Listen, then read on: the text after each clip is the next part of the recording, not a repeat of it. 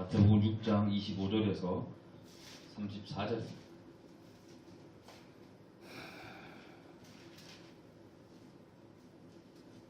제가 읽어드리겠습니다. 그러므로 내가 너희에게 이르노니 목숨을 위하여 무엇을 먹을까 무엇을 마실까 몸을 위하여 무엇을 입을까 염려하지 말라. 목숨이 음식보다 중하지 아니하며 몸이 의복보다 중하지 아니하며 공중의 새를 보라. 심지도 않고 거두지도 않고 창고에 모아들이지도 아니하되 너희 천부께서 기르시나니 너희는 이것들보다 귀하지 아니하냐. 너희 중에 누가 염려함으로 그 키를 한 자나 더할 수 있느냐. 또 너희가 어찌 의복을 위하여 염려하느냐. 들의 백합화가 어떻게 자라는가 생각하여 보라. 수고도 아니하고 길쌈도 아니하느니라. 그러나 너희가 너희에게 말하노니 솔로몬의 모든 영광으로도 입은 것이 이 꽃 하나만 갖지 못하였느냐. 오늘 있다가 내일 아궁이에 던지우는 들풀도 하나님이 이렇게 입히시거든. 하물며 너희일까 보냐. 믿음이 적은 자들아. 그러므로 염려하여 이르기를 무엇을 먹을까 무엇을 마실까 무엇을 입을까 하지 말라. 이는 다 이방인들이 구하는 것이라. 너희 천부께서 이 모든 것을 너희에게 있어야 할 줄을 아시느니라.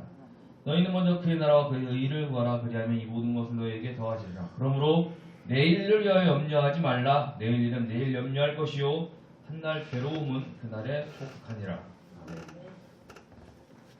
제목은 염려하지 말라. 오늘 주일 아침 일어났을 때 무슨 생각을 제일 먼저 하셨습니까? 혹시 염려스러운 일이 먼저 생각나셨다면 오늘 염려하지 말라는 주님의 말씀에 순종하시길 바라겠습니다. 사실 염려 없는 인생이 어디 있겠습니까? 우리 모든 생각 끝에 보면 끈덕지게 달라붙는 게 염려입니다. 그리고 어느새 우리 마음을 장악하고 묵직한 무게로 짓누릅니다. 아무 걱정과 염려가 없으면 오히려 뭔가 이상할 만큼 우리 인생에 염려가 껌딱지처럼 들러붙어 있는 것을 봅니다. 염려란 뜻의 영어 worry라는 말이 목을 조르다, 질식시키다에서 왔다고 합니다. 염려란 이렇게 우리 목을 조르고 우리 심령을 질적시킵니다. 정말 우리를 짓누르는 이 뭉근한 염려에서 벗어나 우리 심령이 새털처럼 가볍고 화창한 날이 언제 있는지 참 기억이 가물가물합니다. 예수님은 사랑하는 우리들에게 오늘 염려하지 말라고 말씀합니다. 걱정 근심에 쌓여 전전긍긍하는 자녀들을 본다면 우리 마음이 속상하듯이 여러 문제로 염려한 우리의 문제를 보고 하나님 아버지도 안타까워하신 줄 믿습니다. 우리 주님이 바다를 향해 잠잠하라 명할 때 바다가 잠잠해진 것처럼 오늘 염려하지 말라 명령하실 때 성령께서 우리 마음의 모든 염려를 사라지게 하실 줄 믿습니다. 오늘 말씀은 마태복음 5장 6장 7절에 이어 산상수훈의 일부분입니다. 예수님께서 메시아로서 사역을 시작하신 초기였고 주님의 병 고치는 기적을 목격한 사람들이 몰려들었습니다.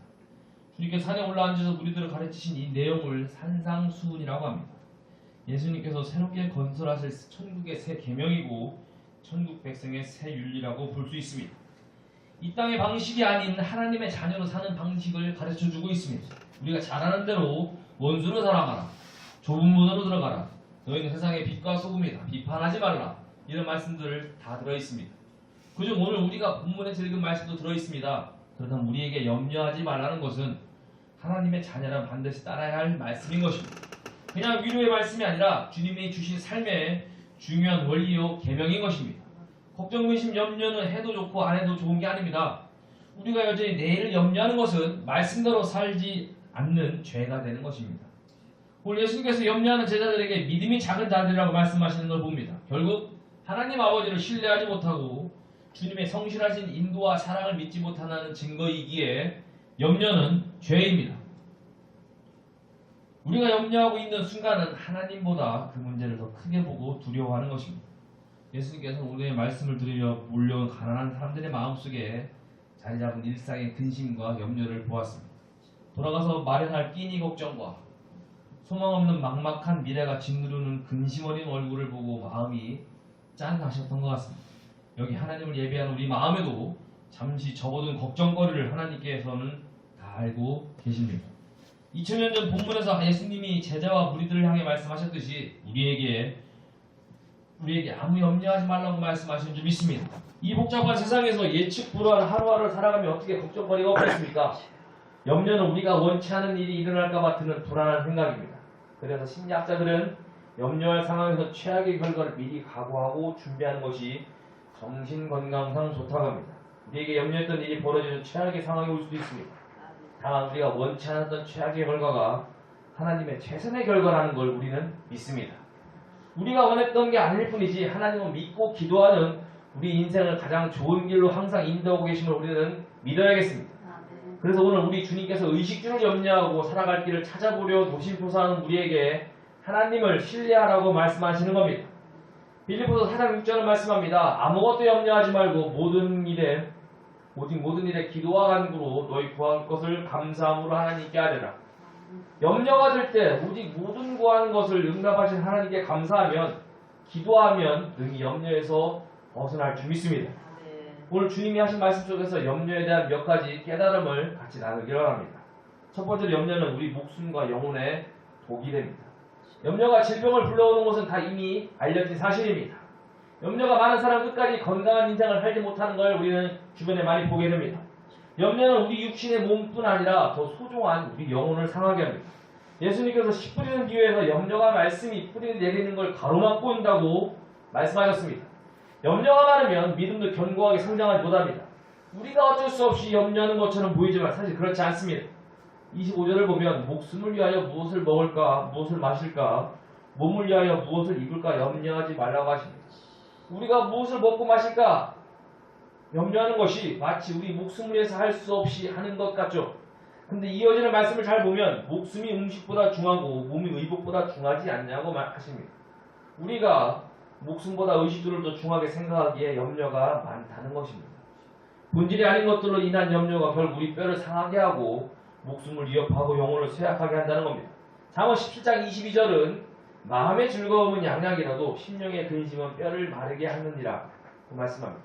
염려와 근심은 점점 우리의 몸과 영혼을 지배하고 암같은 질병을 일으키고 심하면 죽음까지 불러옵니다. 우리에게 목숨보다 더 중요한 게 뭐 있겠습니까? 죽음의 사선 앞에서 본 사람만이 사는 것에 대한 깊은 경외감을 느낍니다. 몇 년 전 차인태 아나운서가 다시 방송에 복귀한 걸 본 적이 있습니다. 젊은 사람들은 잘 모르는데 저는 잘 알고 있습니다. 한 수년간 장학 퀴즈를 진행했던 국민 아나운서입니다. 그때는 왜 퀴즈 프로그램에 그렇게 열광했는지 아무튼 사람들 장학 퀴즈 참 좋아했습니다. 재미있는 에피소드도 많이 했습니다. 이 차인태 장로님은 지금도 생각나는 친구가 경상도에서 올라온 한 학생이라고 합니다. 그때 문제가 뭐였냐면 조엄이라는 사람이 일본에서 들어온 식물이 무엇이냐고 했는데 정답이 고구마였습니다. 그 친구가 배를 삥 누르더니 고매라고 했습니다. 고구마의 사투리입니다. 고구마라는 걸 알고는 있었지만 정답으로 처리해 줄 수 없어 한 번 더 기회를 주었습니다. 정답은 세 글자입니다. 그랬더니 이 친구가 물고매라고 하더랍니다.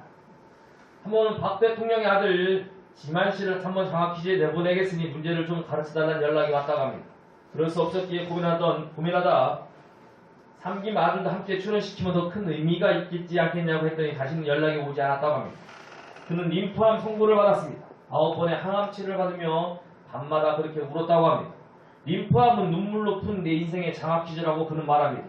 병상에 있으면서 그는 욕심도 소망도 계획도 목숨에 비해 아무것도 아님을 깨달았습니다. 질병은 그가 자신을 포장했던 방송인 교수 장로가 아닌 목숨을 갈구하는 한낱 보잘것없는 인간이라는 걸 깨닫게 했습니다. 태어나고 처음 친구를 만나러 가는데 자기 손으로 와이셔츠 단추를 모두 채운 것이 너무 대견해서 울었다고 합니다. 인간에게 목숨보다 무엇이 더 소중하겠습니까? 우리의 목숨과 영혼이 이렇게 소중한데 뭐 그렇게 좀 더 가지고 염려하며 인생을 괴롭게 할 필요가 있겠습니까? 몇 년 전에 중국의 한 소년이 인터넷을 통해 장기 매매 중개업자와 만나 신장 한 짝을 팔았다는 보도를 들은 적이 있습니다. 신장 매매의 대가로 우리 돈으로 368만 원을 받았고 그것으로 아이패드와 휴대전화를 장만했다고 합니다. 신형 아이패드를 사용하는 아들을 보고 부모가 캠으로 신장 한쪽을 팔았다는 것을 알았습니다. 부모 마음이 얼마나 황당하고 충격적이었습니까? 잠시 자기를 즐겁게 하기 위해 평생 사용해야 할 중요한 몸의 장기를 팔아버린 것입니다. 어처구니가 없습니다. 그런데 우리가 의식주의 문제로 염려하며 우리 영혼의 몸을 망치는 것이 이것과 다름없다는 것입니다. 27절에 주님은 누가 염려함으로 그 키를 한 자나 더할 수 있느냐고 말씀합니다. 원문대로 보면 키를 한 자 더한다는 말을 목숨을 하루 연장한다라고 번역할 수도 있습니다. 염려한다고 키를 자라게 할 수도 목숨을 연장할 수도 없는 것이 인간의 한계입니다. 그걸 인간의 힘으로 어떻게 해보겠다고 애쓰는 거나 우리가 내일 먹고 살 문제로 잔뜩 염려하고 있는 거나 똑같다는 것입니다. 하나님께서 키를 자라게 하고 생명을 주시듯 우리 먹고 사는 문제도 하나님 소관이라는 말씀입니다. 제발 그만 좀 염려하라고 주님이 오늘 우리에게 말씀하고 계십니다. 염려하고 집착한다고 원하는 대로 되지 않습니다. 건강염려증도 자기 힘으로 자기 몸 지키려다고 집착하다 생긴 병 아닙니까? 건강하려고 염려하고 애쓰면 더 건강해야지 왜 되려 질병이 됩니까? 건강도 우리 힘으로 안 되는 것입니다. 이런 현대인의 건강염려증 뒤에는 인간의 두려움을 이용해 약을 팔아먹으려는 제약회사들도 한몫한다고 합니다. 각종 건강 프로그램에서 얼마나 많이 질병에 대해 친절한 정보를 제공합니까? 이게 다 염려를 유발해 과잉 치료를 받게 하는 전략이라고 또한 합니다.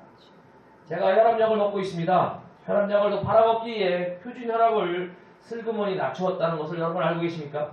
10년 전에 정상으로 분류되었던 130 혈압이 지금은 기준이 120으로 조절되어있는 바람에 고혈압이 되어버렸다는 것입니다. 더 많은 고혈압 환자들을 만들려는 제약회사의 상술이라고 합니다. 충격적인 것은 약을 많이 팔아먹으려는 제약회사의 마케팅이 의학 전문가들과 미국 FDA의 묵인을 통해 이루어지고 있다는 것입니다. 이런 건강상식 서비스에 매여 접하다 보면 어느새 정상인 사람도 건강염려증에 빠지게 되는 것입니다. 모든 염려는 결국 질병이 되어 목숨을 위협하고 우리 심령을 허약하게 하는 것이기에 주님은 염려하지 말라고 하시는 줄 믿습니다. 베드로전서 5장 7절을 말씀합니다. 너희 염려를 다 주께 맡겨버리라. 이는 저가 너희를 권고하십니다. 마음을 사로잡고 있는 모든 염려와 걱정을 다 주님께 맡기고 마음의 평안을 얻는 성도님 되기를 바라겠습니다. 아멘. 두 번째로 염려하지 않을 수 있는 근거와 방법이 무엇입니까? 그것은 우리 필요를 다 아시고 채워주시는 하나님 아버지를 믿으라는 것입니다. 예수님은 마침 머리 위를 날아가는 새를 가리킵니다. 26절에 공중의 새를 보라. 심지도 않고 거두지도 않고 창고에 모아들이지도 아니하되 너희 하늘 아버지께서 기르시나니 너희는 이것들보다 귀하지 아니하니. 그냥 멋있으라고 하신 말씀이 아닙니다. 우리 주님께서 친히 피조물을 만드실 때 그것이 무엇 먹고 어떻게 살아갈 것인지를 다 마련해 두셨다는 것입니다. 창조주 하나님께서 새를 만들고 알아서 먹고 살라고 산에 던져놓으신 게 아니라는 것입니다. 새는 창조의 목적대로 노래하며 그날그날 하나님이 먹이로 주신 곡식과 벌레를 물어다 먹으면 되는 것입니다. 어느 동물도 인간처럼 평생 먹는 걸 한탕에 벌어보겠다고 덤비지 않습니다. 미국 네브래스카주에 넓은 농장을 소유하고 있는 독실한 크리스천이 있습니다. 그런데 어느 날 그곳에 메뚜기 떼가 출몰했습니다.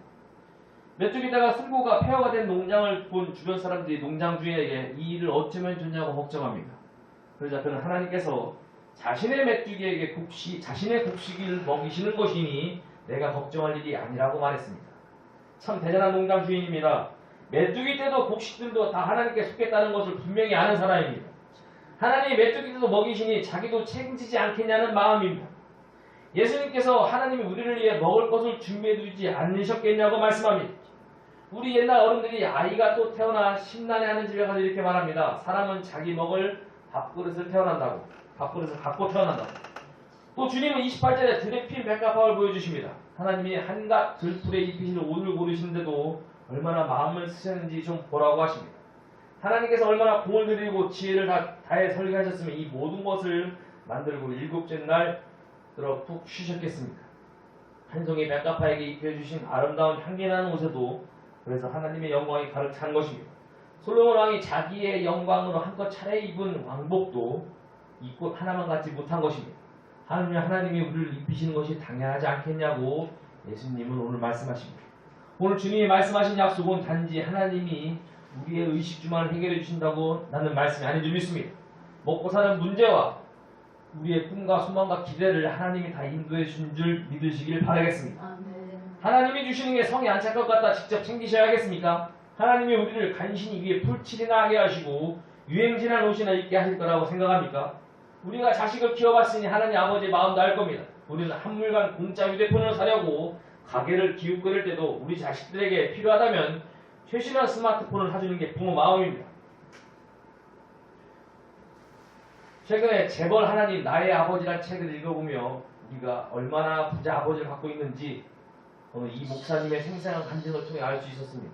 이 목사님은 태어나기 전 어머니가 아들을 주시면 주의 종이 되겠다고 하고 서원했습니다. 그러나 가난한 목회자의 삶이 싫었습니다. 성인이 되자 진짜 하나님이 살아계실까 나를 알고 계실까 회의가 들었습니다. 그래서 교회를 떠나 방황하며 하나님이 진짜 계시다면 내게 기적을 베풀어 보시라며 반항을 했습니다. 그런데 이후 크고 작은 교통사고가 일어납니다. 처음엔 전봇대를 들이받더니 그 다음에 트럭을 들이받는 교통사고가 납니다. 어머니가 책망하며 회개하라고 했지만 그 말이 듣기 싫었습니다. 어느 날 가족들을 태우고 차를 후진하는데 뭐가 걸려 꼼짝하지 않는 것입니다. 그래서 앞으로 전진했다가 있는 힘껏 후진했는데 바퀴가 심하게 유동하여 물질을 넘어갑니다. 근데 앞을 보니 앞불사 자기가 넘어간 것은 17개월 된 여자아이였습니다. 즉사했을 상황입니다. 사색이 뒤에 나가보니 얼굴이 피로 범벅이 됐는데 아직 목숨이 남아있습니다. 구급차에 싣고 달려가며 이 목사님은 그제서야 하나님께 간절히 매달립니다. 이 아이가 장애 없이 살아난다면 주의 종이 되겠습니다. 그리고 3주 아이는 완전히 회복되어 태어나는 기적이 일어납니다. 아이의 부모도 이 기적을 보고 예수님을 믿게 되었다고 합니다. 그리고 이 목사님은 군입대를 하고 정말 열심히 주일 성수하며 하나님을 믿었습니다. 군 제대 후에 한전에 취직합니다. 안정된 직장에 다니다 보니 신학을 하겠다는 약속도 점점 부담이 됩니다. 가난한 삶으로 돌아가는 것도 싫었습니다. 하나님은 13년간을 더 기다려줍니다. 그러나 어느 날 가족과 여행을 가는데 중앙선을 넘어오던 차와 정면 충돌을 하며 교통사고가 떠납니다. 다 죽을 상황에서 하나님은 이 목사님만 다치게 합니다. 더 버티다간 정말 큰일 날 것 같아 제가 살아남으면 진짜 신앙을 공부하겠다고 약속을 또다시 합니다. 그리고 6개월 후에 퇴원하고 모든 재산을 정리해서 뉴질랜드로 신학 공부를 떠납니다. 한국에서 신대원 공부가 어려워 나는 머리를 써 쉽게 신학을 공부하고 놀러앉아 선교센터 같은 데서 일해볼 계획을 세웠던 겁니다. 그러나 유학생활은 고통과 두려움의 연속이었습니다. 한국에서 가져간 돈은 아무리 궁핍하게 살아도 점점 줄어드는데 정말 피가 마릅니다. 가고 싶던 선교단체에서 일하는 사람은 거의 다 자원봉사자였고 어느 곳도 자기 같은 동양인을 취직시켜줄 것 같지 않았습니다. 먹고 살 길이 막막하고 한국에 돌아갈 수 없는 처지에 하루하루 고통 속에 삽니다. 이 목사님 매일 밤 기도합니다. 하나님 저보고 진학하라고 이곳까지 인도하셨는데 제가 앞으로 무엇을 해야 합니까? 돈도 다 떨어져 갑니다. 밤마다 눈물로 하나님의 지혜를 구하는 기도를 드리는데 어느 날부터 기도 속에 하나님의 음성이 들려오기 시작합니다. 염려하지 말라. 내가 5년 안에 너의 영어학교와 선교센터를 세워주겠다. 당장 집세도 낼 수 없는 형편에 믿기지도 않는 또 믿을 수도 없는 음성이었습니다. 그러나 하나님의 말씀은 매일 밤 동일하게 들려옵니다.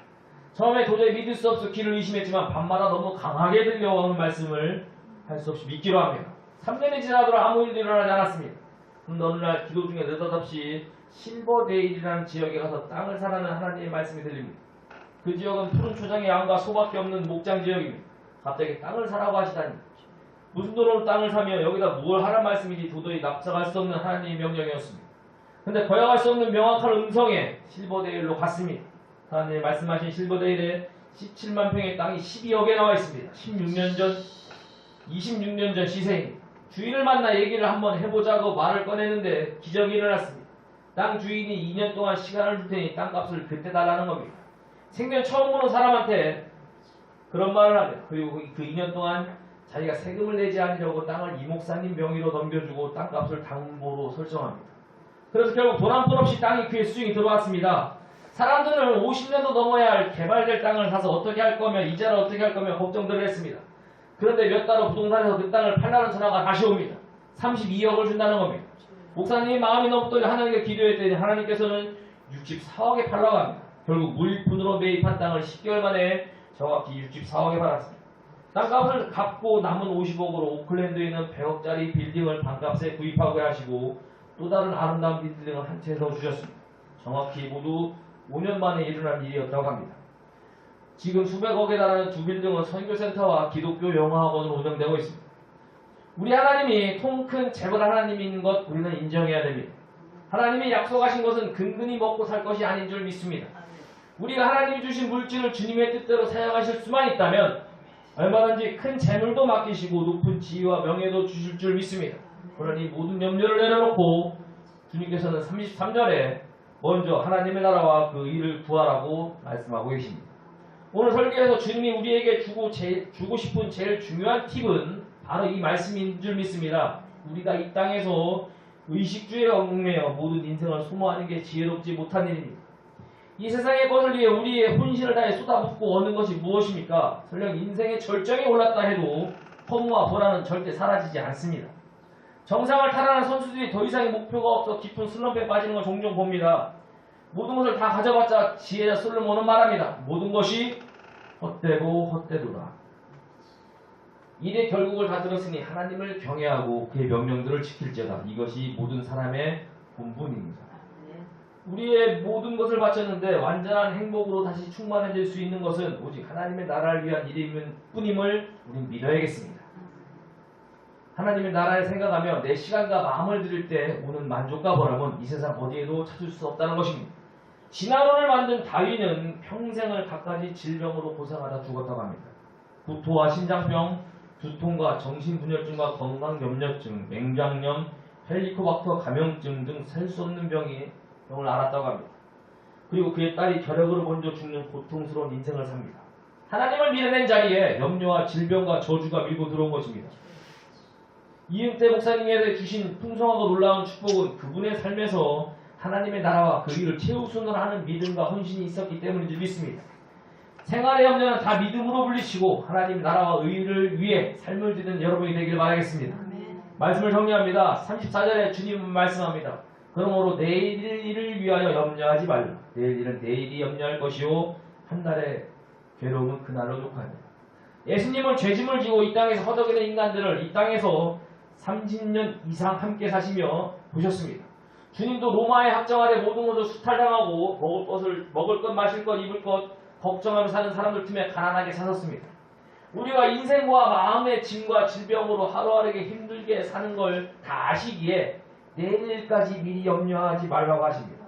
한날의 괴로움으로 족한 것이 우리 사는 인생입니다. 내일은 우리가 염려할 일이 아니고 내일이 염려할 것이라 말씀하십니다. 내일이라는 미래 속에 해결될 실마리를 준비했으니 내일이 스스로 그 문제를 해결하겠다는 말씀인 줄 믿습니다. 하나님은 우리의 재벌 아버지시며 우리를 위해 모든 것을 상속해 주실 것이고 당장 우리에게 필요할 것도 아시고 분명 우리에게 공급해 주실 것입니다. 이미 약속된 의식주를 위해 미리 염려하지 말고 걱정하지 말고 하나님 나라와 의를 구하는 우리 한빛교회 성도님 되길 바라겠습니다. 항상 염려와 걱정이 우리 마음에 슬그머니 고개를 들 때 하나님을 바라보시고 우리는 신뢰하겠습니다. 우리의 모든 염려는 물러가고 하나님의 넘치는 공급과 축복이 우리 삶을 분명히 풍성하게 해주실 것을 믿습니다. 기도하겠습니다. 할렐루야. 하나님 감사합니다. 하나님 오늘 말씀 염려하지 말라 말씀에 대해서 나눠봤습니다. 저희 삶 속에 아직도 염려가 있고 걱정과 근심이 있진 않습니까? 주님께서 저희 마음을 아시오니 이제부터라도 염려하지 않는 삶, 온전히 기뻐하고 주님께 영광 돌리는 삶을 살아갈 수 있는 저희 삶이 되게 해주옵소서. 감사드리며 예수님 이름으로 기도드렸습니다.